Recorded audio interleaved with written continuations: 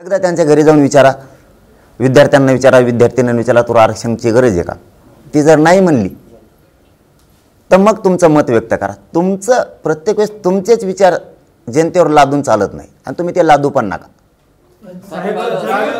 उद्धव ठाकरेंच्या गाडीवर काल राज ठाकरेंच्या गाडीवर काल सुपाऱ्या टाकल्या. त्यानंतर संजय राऊत यांनी सांगितलं की ते शिवसैनिक नव्हते तर ते मराठा आंदोलक होते आणि त्यांचा तो रोष होता. काय आहे ते कोण होते मी पण नाही बघितले, पण मी एवढंच सांगतो की राज्यात आंदोलनं सुरू नाही आहेत मराठ्यांचे कुठंच.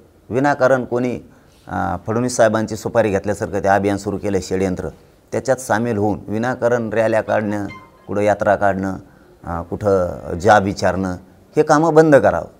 कारण समाजात ताकद आहे ना जाब विचारण्याची. मुंबईत जाऊन विचारू शकतो ना, असं थोडंच आहे की समाज विचारू शकत नाही म्हणून तुम्ही विचारायला चालला.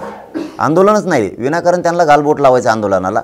त्यांचं ऐकून कोणत्याच मराठा समाजानं आंदोलन करू नये ही इच्छा आहे. शेवटी निर्णय त्यांचा आहे. समाज जितके दिवस सहन करत तितके दिवस करत, त्यांचंही ऐकणार नाही. मग समाज आंदोलन नको म्हणतो हे जाणून बुजून करणार असले तर समाजाच्या समोर त्यांनाही जायचं आहे. मग आर्थिक निकषाच्या अनुषंगाने मगाशी आपलं बोलणं आलं होतं, मध्ये एक प्रश्न आला.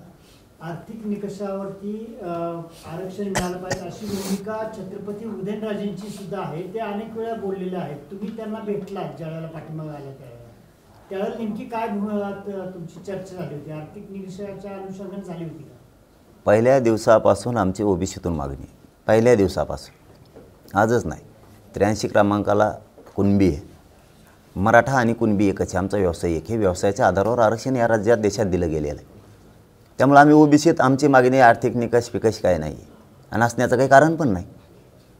काही कारण पण नाही ना. ही कोण नवीनच कुठून आम्ही मागणी घेणार? जे होणारच नाही आहे त्याच्यात कसं काय पडणार आम्ही? आमच्या हक्काचं आहे ना. पण ज्यांना कोणाला आर्थिक निकषावर द्यायचं आहे, कुठल्या दुसऱ्या समुदायाला एखाद्या, त्यांना आम्हाला माहीत नाही द्यायचं आहे का नाही. परंतु माझा सरळ या प्रश्न असा आहे सरळ की मराठा पूर्वीपासून ओबीसी दे, त्याला आर्थिक निकषाकडे जाण्याची गरजच नाही. उदाहरणार्थ मला अगोदर 85,000 नोंदी सापडल्यात असं कळालं होतं. 1,30,000 नुसत्या सातारा जिल्ह्यात नोंदी सापडल्यात. मग आम्ही ओबीसीतच येत ना. बळच कशाला जायचं दुसरीकडं? म्हणजे आमची इथं जमीन असून आम्ही विनाकारण तिकडं नाशिककडं कशामुळे घ्यायची? 7-12 इथला गट नंबर इथला आणि तुम्ही आम्हाला म्हणता तुमची जमीन इथं नाही आहे, साताऱ्यात नाही, तिकडं नाशिकला आहे. आणि कधी येऊन जाऊन करायची आम्ही ती जमीन? ऑलरेडी आम्ही ओबीसी देत, आम्हाला कशाला तिकडे ढकलताय विनाकारण? पवारांचं विधान आहे साहेब. अजित पवारांनी काल IBN लोकमतला मुलाखत दिली, त्यामध्ये म्हटलंय की राजकीय दृष्ट्या आमची अडचण होत नसल्यामुळे आम्ही बोलत नाहीये, आम्ही आरक्षणावर तोडगा काढू. मग आम्ही काढाच म्हणतो. 11 महिने झाले, 11.5 महिने झाले, तुम्ही तोडगा काढू म्हणता, आम्ही तोडगाच काढा म्हणतो. तोडगा निघा नाही, गुतलंय कोणापाशी? आमच्यात आता सत्ता नाही, तुमच्याच आहे.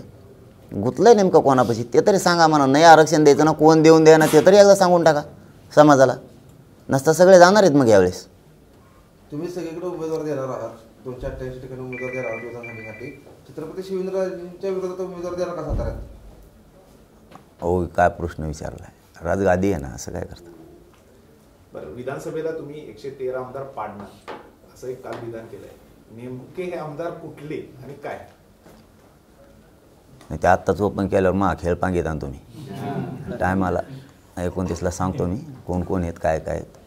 दादा, 29 तारखेचा तुमचा जो निर्णायक सभा होणार आहे किंवा तुम्ही अंतर्वालीला सगळ्यांना आव्हान करताय, या सगळ्या म्हणजे तुमच्या निर्णयानंतर या सगळ्या विरोधकांनी एकदम तुटून पडण्याचं किंवा हा कार्यक्रम सक्सेस होऊ नये अशा अनुषंगाने हे सातत्याने टीका चालू केल्यात असं तुम्हाला वाटतं नाही? शेवटी आता काय असतं, एखादी गोष्ट खोटी आहे आणि ती जर लपवायची असली तर भांडणंच करावे लागते. मग मराठ्यांना आता आरक्षण देऊ म्हणलेत आणि द्यायचं नाही म्हणले, आता द्यायचं नाही, मग भांडणंच करावे लागणार आहे. त्यामुळे त्यांनी हे सगळं अभियान सुरू केलं. षडयंत्र सापळा माझ्या विरोधात रचला आहे की मला उघडं पाडायचं आहे त्यांना. मला गोरगरिबांचं मी काम करतो आहे करू द्यायचं नाही आहे त्यांना. कारण ह्या ज्या नोंदी निघाल्यात ह्या 70-75 वर्षात कधीच निघत नव्हत्या. ओबीसीत मराठा जाईन असं कोणाला वाटत नव्हतं आणि जायला लागला आहे. मग आता शेवटी ते देणार नाहीत म्हणल्यावर आम्हाला आमच्या भूमिकेवर यावं लागतं. आणि त्यांनी तर आता आमच्या समोरून अभियान सुरू केलं आहे, षडयंत्र सुरू केलं आहे. आणि हे समाजाला कळतं आहे. कारण मी काय वाईट नाही करत, मी समाजाला आरक्षण मिळावं यासाठी लढतो आहे. त्यांना करायचा त्यांचा पक्ष आणि नेता मोठा. काही मराठ्यांच्या लोकांनासुद्धा, म्हणजे नेत्यांनासुद्धा. आणि मला करायचा आहे माझा समाज आणि समाजाचे मुलं मोठी. त्यामुळं मी संघर्ष समाजासाठी करतो आहे आणि ते पक्षासाठी करायला लागले आणि हे समाजाच्या लक्षात आले. आता भाजपमधल्यासुद्धा सर्वसामान्य मराठ्यांना असं वाटायला लागले आता गावखेड्यात की आपण याला इतके दिवस मोठं केलं हे आमदाराला, मंत्र्याला, आणि हे आज आपल्या विरोधात बोलायले. तुम्ही लोकांवर किती दबाव आणला आणि रॅलीला कोणी किती कमी आले आणि जास्त आले याच्यापेक्षा लोकांचे मनं तुम्ही अगोदर विचारून घ्या. आणि शक्यतो मीडियाच्या बांधवांना मनं माहीत आहेत लोकांची सध्याची मनस्थिती काय. लोकांना वाटतं हे आमच्या लेकरांसाठी लढतं आहे आणि याला विरोध करायला लागले ना, तुम्ही किती दबाव आणा, मराठे कार्यक्रम यावेळेस दाखवणार. कारण पक्षाकडून, नेत्याकडून उभा राहण्यापेक्षा स्वतःच्या मुलाच्या आणि जातीच्या बाजूनं उभा राहणं हे समाजाला आता गरजेचं वाटायला लागलं आणि तेच आता होणार.